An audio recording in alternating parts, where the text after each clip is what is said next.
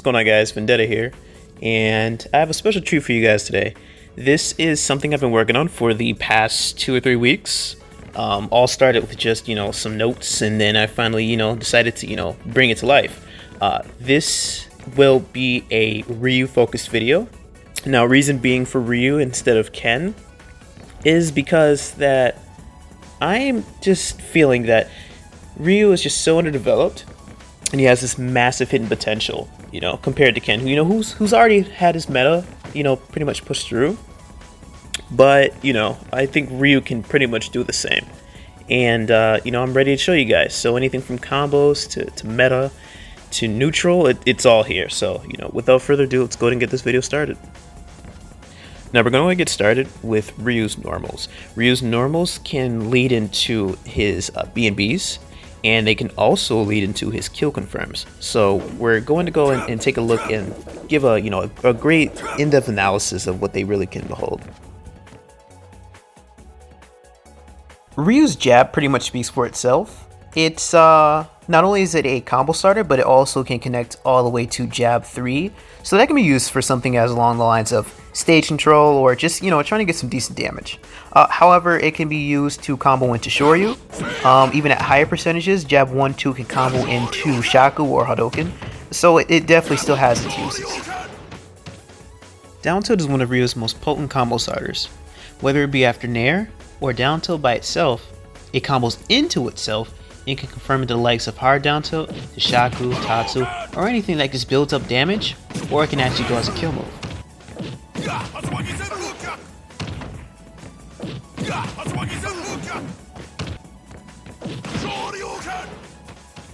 Now I think hard down tilt should be used a lot more than your typical down tilt to hard down tilt to whatever it is that you're ending off with, simply because it's a lot harder for opponents to SDI such a move and also to DI it in general.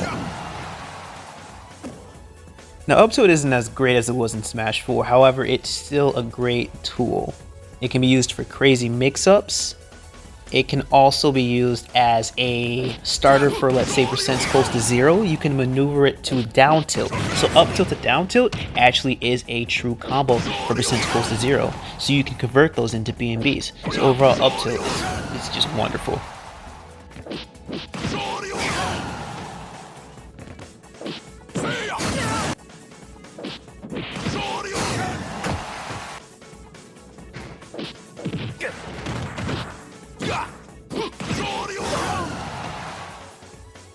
Now, proximity jab is a wonderful tool, and by wonderful I mean it does heavy damage, 15% around, and it can come with the Shoryuken, which is one of Ryu's main killing moves besides Tatsu.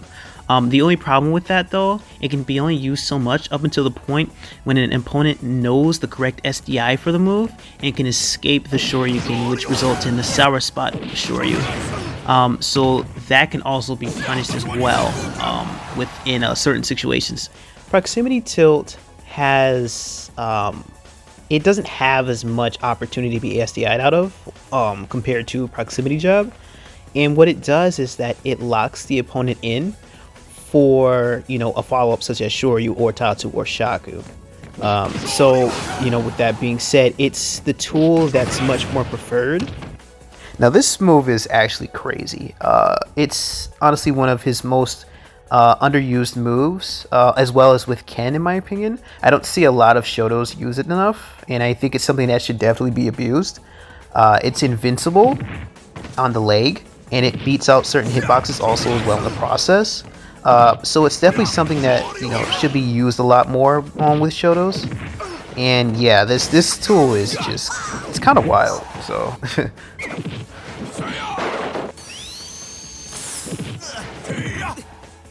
Ryu's best anti-air tool. It has upper body intangibility all the way. It just destroys aerials, destroys any incoming moves because of how massive the hitbox is.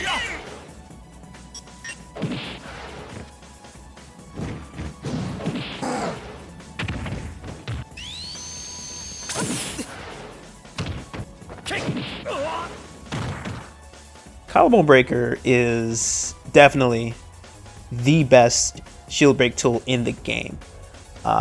This move with a couple of tilts, you know, any other moves that poke, you can kiss your shield goodbye. This move is extremely volatile and is something you should definitely look out for against Ryu, and something Ryu should abuse on shield whenever they can condition the opponent to, you know, shield naturally during neutral.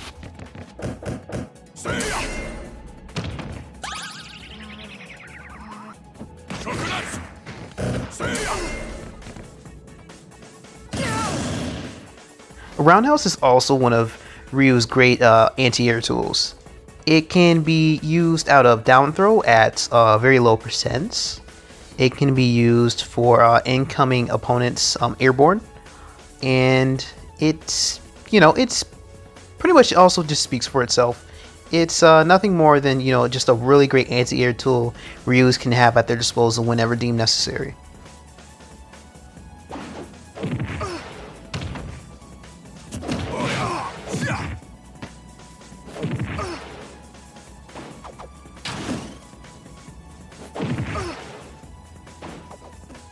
Ryu's dash attack pretty much speaks for itself. It's a, I'd say it's, you know, a great burst option when it comes to punishing, or, you know, with punishing certain moves when they're, you know, within, you know, that burst kind of range. You know, but other than that, you know, like I said, the move speaks for itself. You know, it is a dash attack.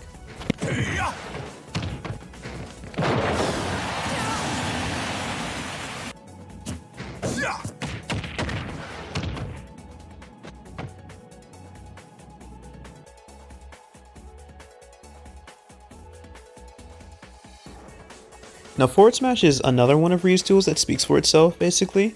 It's Ryu's strongest smash attack, so it's going to be used mainly for killing, whether it be out of focus crumple, whether that be focus 2 or 3, or whiff punishing, especially at the edge. The move is actually very, very strong, so it's something that opponents definitely need to look out for.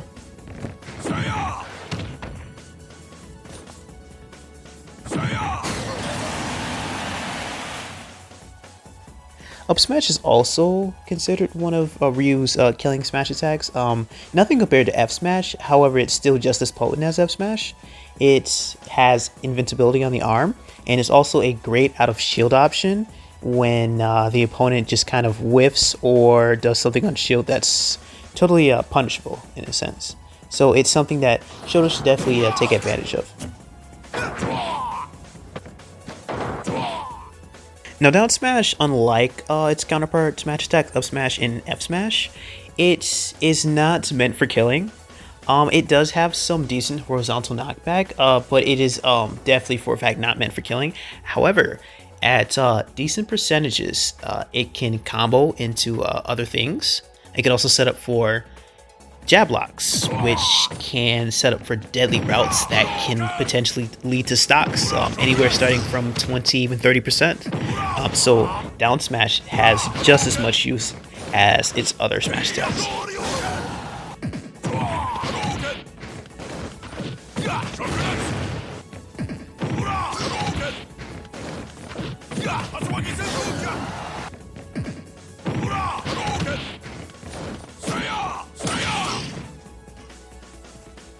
Now let's get started with Ryu's aerials.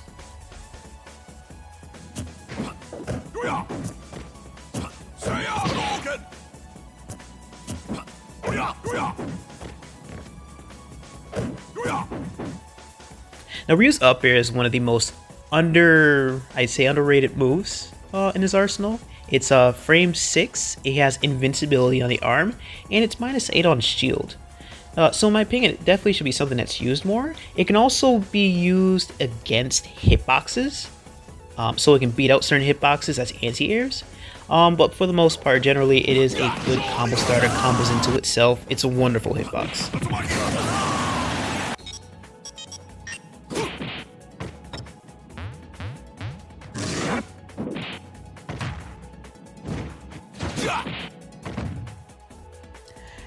Fair is one of Ryu's most notorious spacing tools.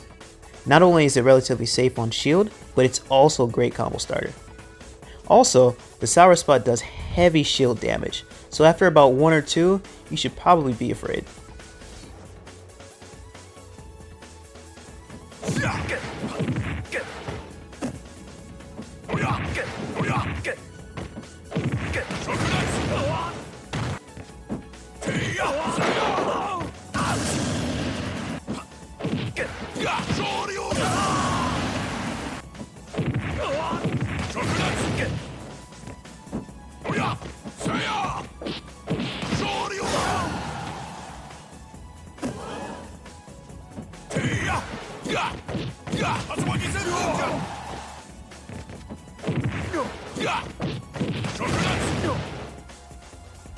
Although back air isn't as volatile as it was in Smash 4, it's still one of his most extremely useful attacks on shield. It's safe, it's -4 in shield, and it's probably never going to be punished as long as you use it the correct way. It's also a combo starter on its own, and it's a great way to take out opponents as a kill move as well.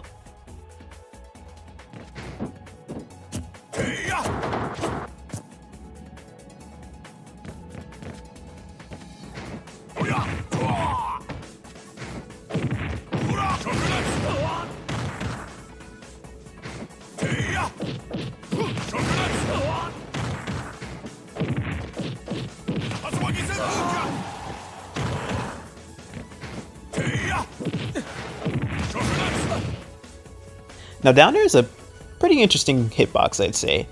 It's great as a spike, and it's also a great combo starter, but I think what really makes it the weird part is that it's a very inconsistent hitbox. It has a sweet spot for the most part on the fist.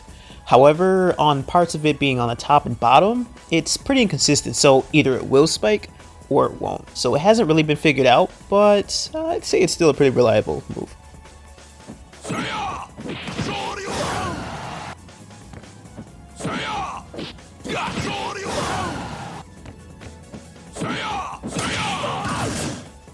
Now Ryu's Nair is crazy. It's nuts. It's not Smash 4 nuts, believe me, that was broken, but it's still nuts. Considered to be an ultimate in my opinion. This move is, you know, his best combo starter when it comes to landing into his beam beast from the air. It's great for gimping, okay? It can also combo into different moves into the air, just like, you know, all the other aerials. But this move is just nuts, and I'm gonna show you why.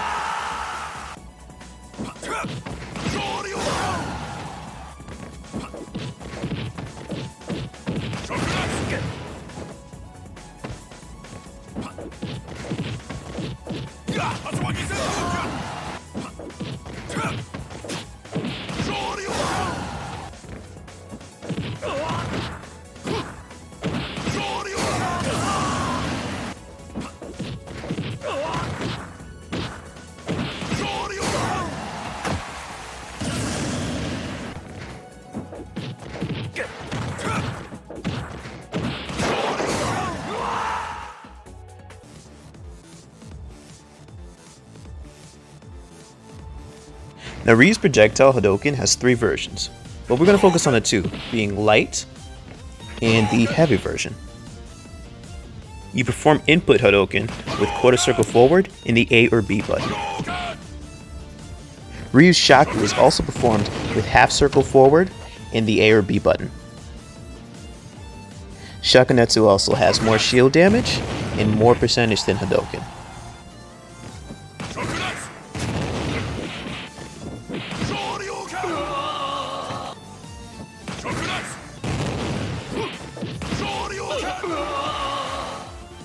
Now we have Shoryuken. Shoryuken is one of, in my opinion, one of the most strongest attacks in the game.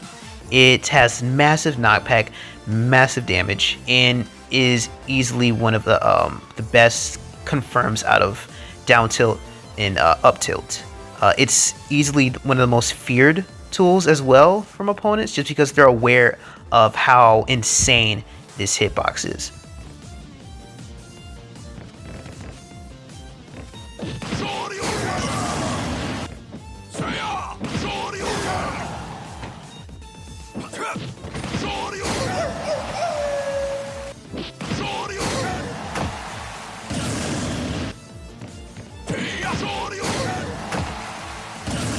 Shoryuken is also Ryu's best out of shield tool.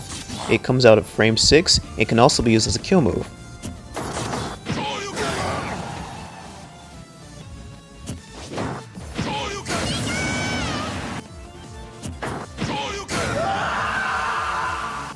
Now remembering Ryu's DI for Shoryu can be tricky, compared to Ken's, who's usually is down and away and the most played character out of the two. But the correct DI for Ryu's Shoryuken is away, hold away. Now we have Tatsumaki. Ryu's Tatsumaki is the other kill move aside from Shoryuken. It's considerably, weaker compared to Shoryuken. Shoryuken being, just this crazy ass kill move. However, it still has its uses aside from Shoryu, leading from its down tilt and hard down tilt B&Bs to get that, crazy giant hitbox from the legs. Now, both of his legs have intangibility, so pretty much the lower half of his body. So the DI for Tatsu can also be tricky. To correctly DI Tatsu, hold down and away.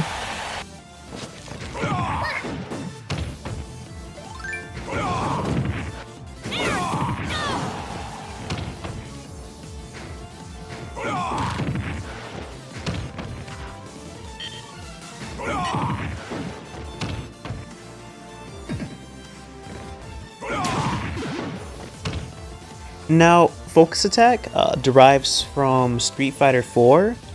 It was also first introduced into that game as well. Essentially, levels 1, 2, 3, and 4, starting with level 1, which is the quickest but doesn't crumple. You then have Focus 2, which in fact does crumple.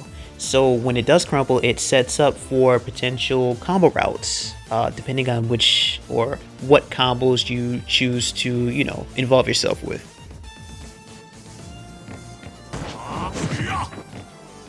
Then comes Focus Level 3. The hitbox is a lot bigger in terms compared to its predecessors, Focus Level 1 and 2. What makes this the better Focus is that it completely knocks out the opponent longer than Focus Level 2. So it gives you even more time to set up for combo potential.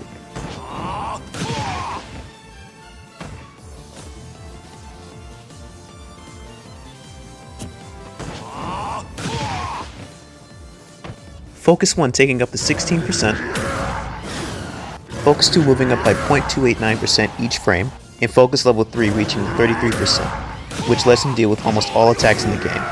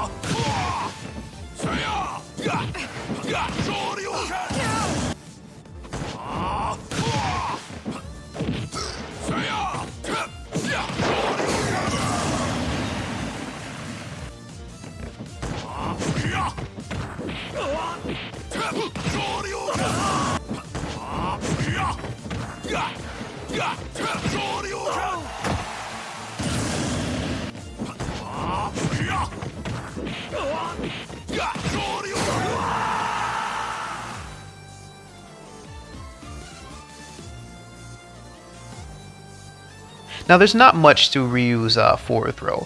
It's solely meant for stage control, and there's nothing wrong. No one should ever complain for stage control, so it's something that still should be taken advantage of.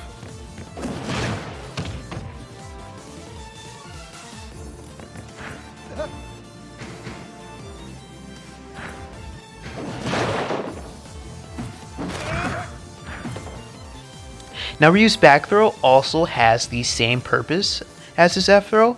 It's just stage control and stage control. Nothing more.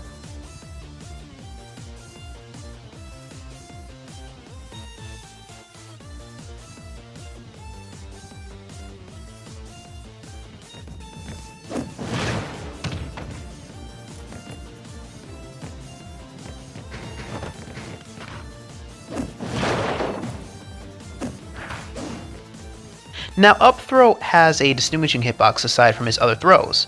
Now you would notice on the way down, the throw has this massive hitbox. This can be used in many different ways. But one big fact that you should know is that it actually can kill around maybe even 100%. It's just a very, very strong hitbox. Up throw kills a little after 200%.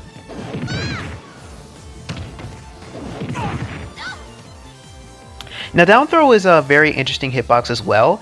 It doesn't kill as, I'd say not early, but it doesn't kill around the same percentage as up throw. It kills actually a little bit later.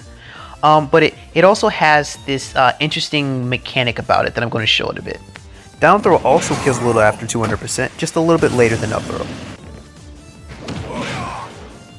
It can even be used to break shield.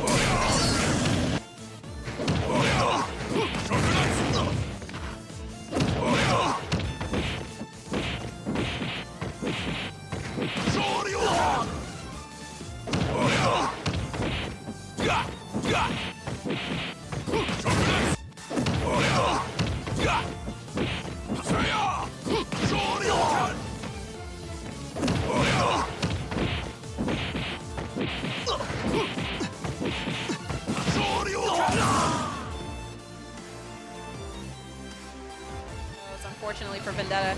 Nice. Ooh. Okay. Oh man, thought he had that right there, just holding out the focus attack, but he let it go early. All these parries, man. He's parrying everything. Nice. That was a really good.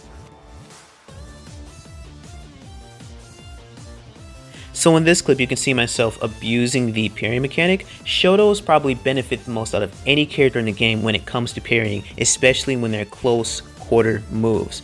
So definitely take advantage of it. And don't do that, Shoryu.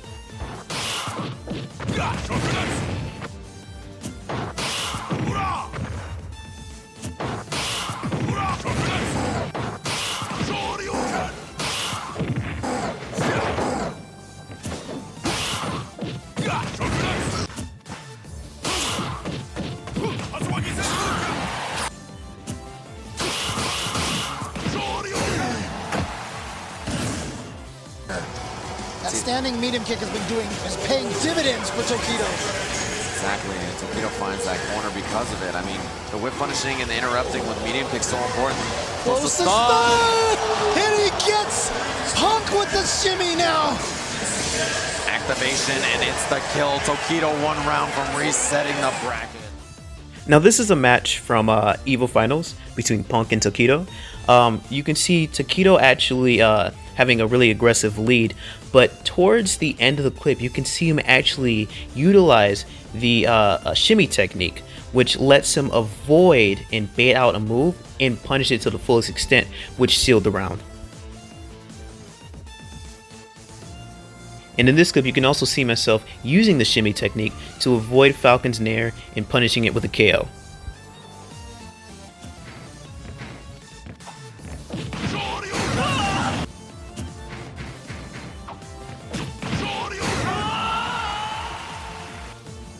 Now Ryu has, well I should say Shotos in general, have very amazing tools for poking. Those consisting of forward air, hard down tilt, back air, even up tilt and down tilt, the light versions, are very good poking tools when necessary, whether it be on shield or even on hit, because they are relatively safe and can be used at a distance where they aren't really punishable. So there's something that Shotos should definitely take advantage of.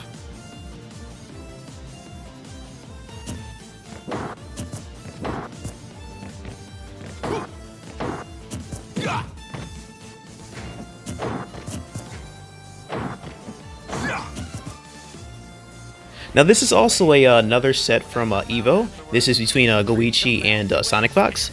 This is a clip demonstrating both of them using the staggering technique, which is essentially just holding off your attacks enough to bait or condition your opponent. And so that's something that's usually used a lot in FGC. So here I have some examples of the staggering taking place.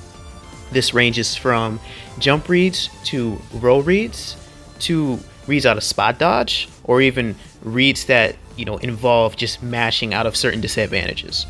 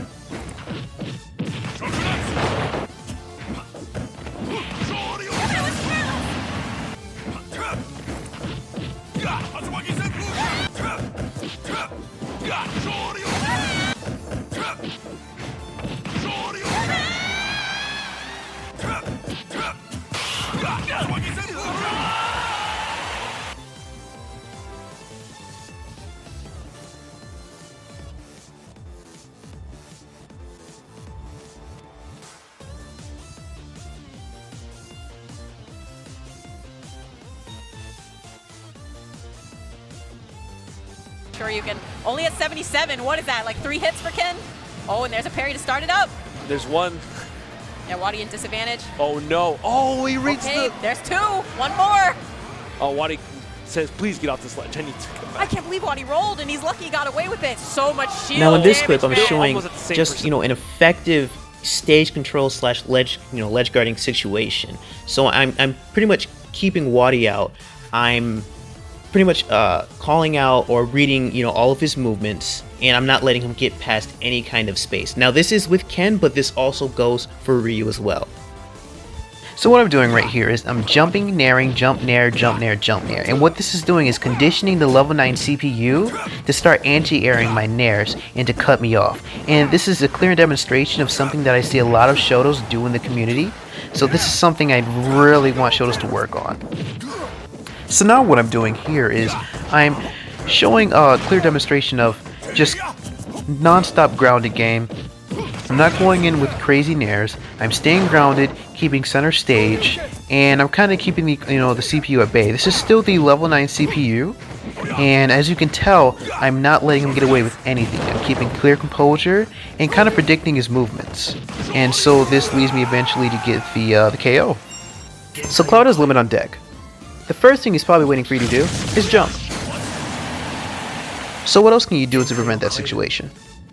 Cloud is anticipating a jump, and you're fully aware of that. So, you can simply just not jump. It's simple conditioning and control of habit. What's up guys, Vendetta here, and this is pretty much just a wrap-up of the video. Some things I want to, a couple of things I want to go over. First thing being, some people might, wonder, some things are pretty much left out, or some things weren't thoroughly explained. And yeah, I totally agree. There's so much more that I could have went in with, but that's just, some of those things are just meant to be done in like a separate video. Like neutral, there's neutral, just it has to be in a video of its own, which I totally agree. So that's something I would put in its own video in the future. So what I have in there for now is just something kind of to just give a quick little witty summary of what neutral means to me in a way. But other than that, I'd like to thank my partner, Cassidy.